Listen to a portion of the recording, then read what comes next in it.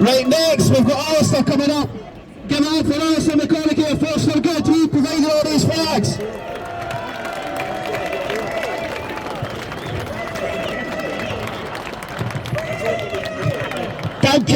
Thank you very much, Niall. And I want to say thank you to everybody who has turned out today. This is the very first rally that we have ever had. This is the first immigration restrictionist rally that has ever been held in the heart of this great British city of Glasgow. And you know, it's about time. And I've got a message for the Scottish middle class as I look out here today. I want to say, where is the Scottish middle class that should be coming out and standing up for this country? God bless the working men and women of Glasgow and of Scotland who have turned out today. But we need to see the middle class is coming out. We need to see them standing up for their country. We need to see them giving support to groups like ourselves. We need to stand up and support our fantastic United Kingdom and our job today.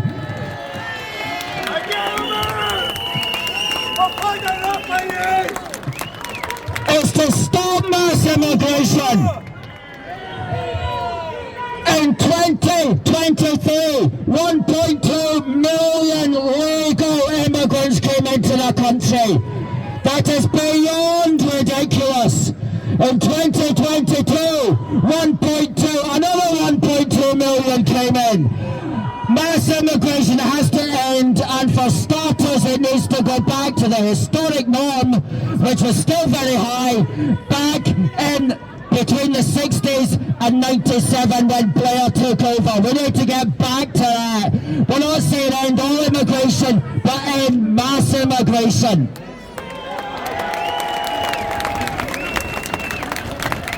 We're also saying we need to stop the boats. It's an utter disgrace that our country, as we stand here today in the cenotaph remembering the men and women who fought and died for us, an utter disgrace that our country is being invaded daily across the English Channel by hundreds of young fighting-aged men. Our ancestors are turning in their graves looking at what has become of our political class. And we don't need just to stop them, we need to send them back. Back to the line now! And what we also need to do is to ensure that there is no resettlement of such boat people in our country. No resettlement in Scotland of fraudulent asylum seekers. They need to go home.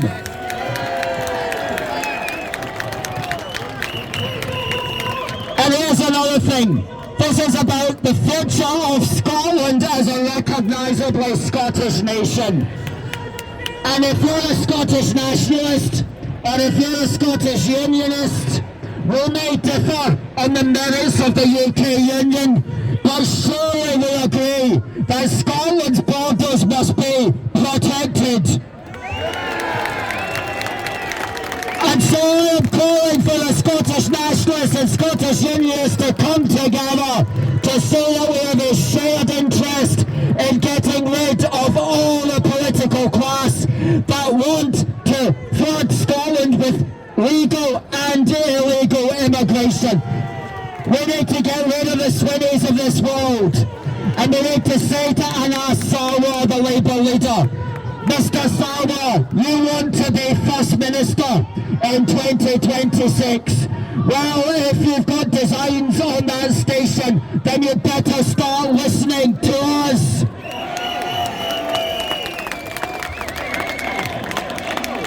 We want to hear serious talk from you about stopping the levels of immigration. We want you to be speaking to Mr. Keir Starmer in Westminster and saying, unless you stop the booze, unless you send them back, unless you lower mass immigration, then we might not win in 2026. And Mr. Starmer has to think, oh crikey, I better start getting my arse in gear then. I better start stopping the boats, seriously stopping them, using the Royal Navy and the Royal Marines to intercept the boats peacefully and to peacefully drag them back to the shores of Calais where they belong. And you know, a lot of the Labour MSPs that are hoping to win in 2026 will be elected on the regional list. And on the regional list, many of them are elected only by a few hundred votes. It's only a few hundred votes which differs the final regional MP from the other one that lost out. And so in all of the Scottish constituencies in 2026, it's going to be a close battle. And Starmer and Sarwar are going to realise that unless they stop the boats, they're not going to win in 2026.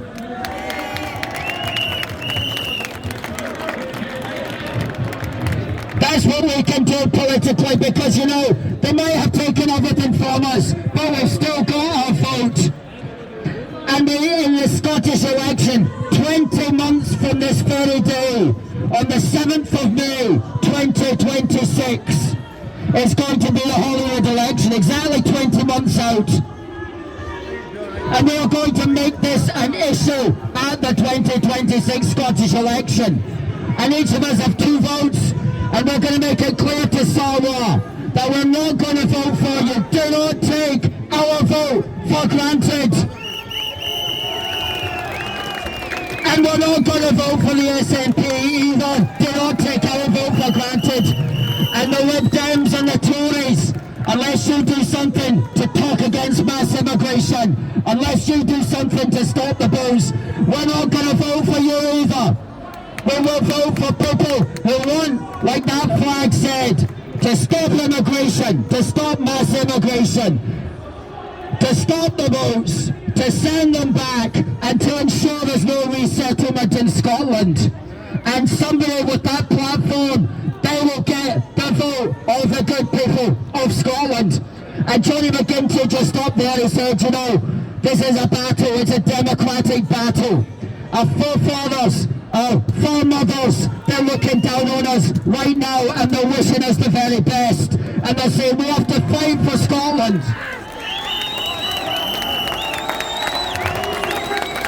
Because the people on the other side of the square, they don't care about Scotland. They don't care about the United Kingdom.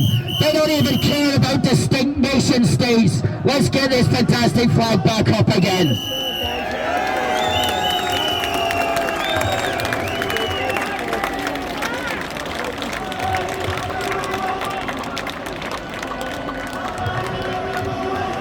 They don't care about nation states. They want to destroy nation states. They want open borders. Well, we want secure borders. We want borders where our children and families can grow up in a recognisably Scottish nation, can grow up safely and peacefully.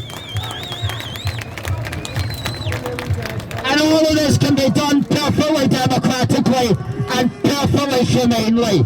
You know, we are paying £8 million a day to keep the fake asylum seekers in hotels throughout the United Kingdom. Well, maybe that £8 million could go towards winter fuel allowance for our pensioners.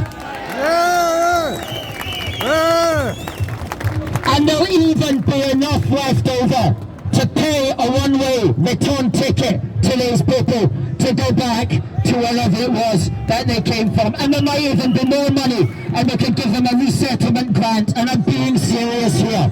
We can do this perfectly humanely. We can do this perfectly within the financial system as it exists.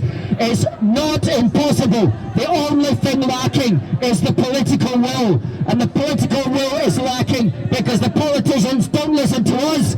They listen to the people at the other side of the square. In fact, the people at the other side of the square are being paid by us. These NGOs are getting hundreds of thousands of pounds of our money to campaign to break down our borders.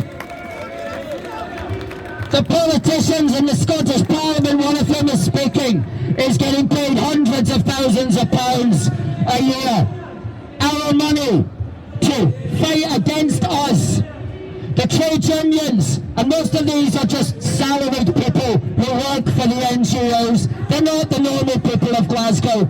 They all are literally employed by the NGOs and by the Parliament and by the Council to stand there and argue against us. And that's our money at work. Just remember that. But we're not getting anything from the British taxpayer except, hopefully, their support. Folks, I'm going to come back. I'm going to come back in 10 minutes and I'm going to tell you how we can kick this ball down the field and how we can start to win. Thank you very much.